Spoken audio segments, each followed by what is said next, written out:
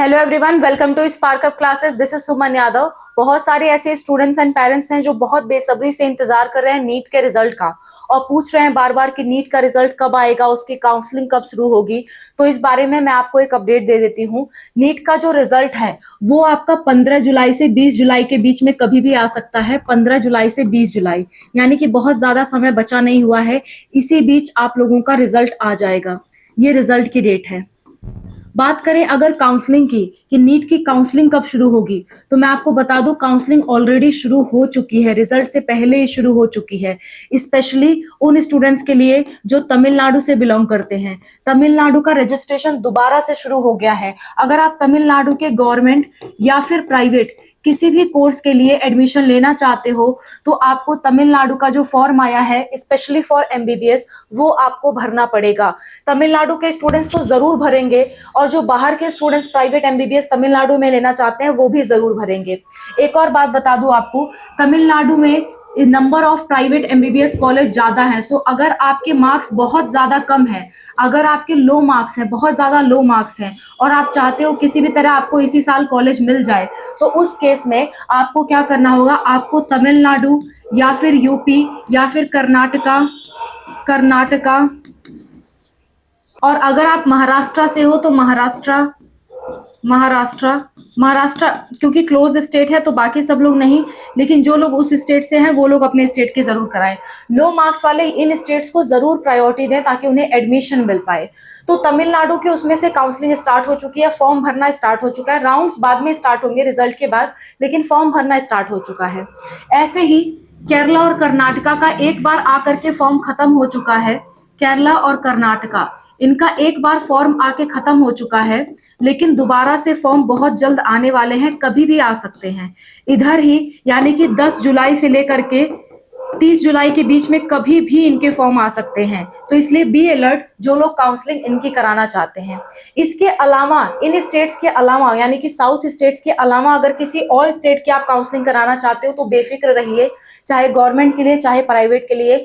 आपको रिजल्ट का इंतजार करना है, रिजल्ट के बाद ही बाकी सारी काउंसलिंग स्टार्ट होगी।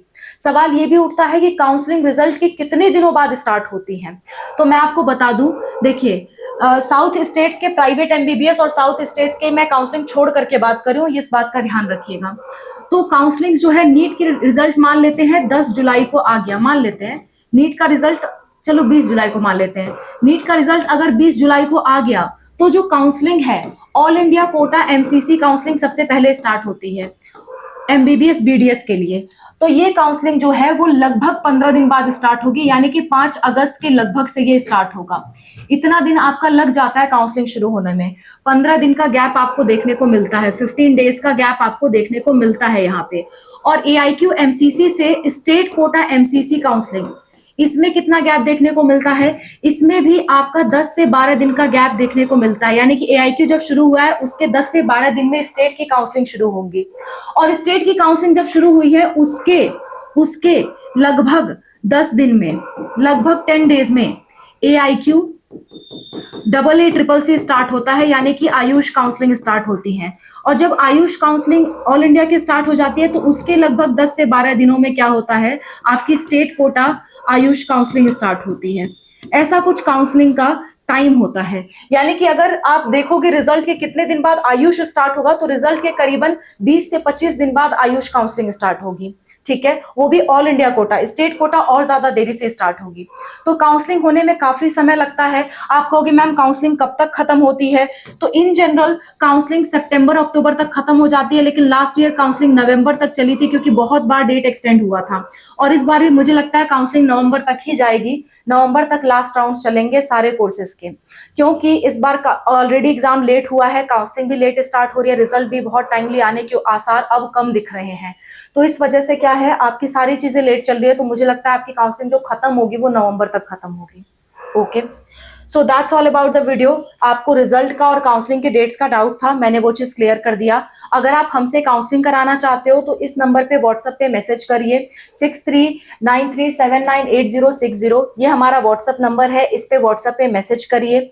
हम आपको क्यूआर कोड भेजेंगे, जो भी काउंसलिंग आपको बताना है उस काउंसलिंग का पेमेंट करके आप हमसे काउंसलिंग करा सकते हो। अगर आपको डिस्कस करना है कि आपको कौन सी काउंसलिंग कराना चाहिए तो 200 पेमेंट करके आप हमसे डिस्कस कर सकते हो, सारा गाइडेंस ले सकते हो और काउंसलिंग करा सकते हो। Thank you for watching, bye, take care and wish you all the best for your results.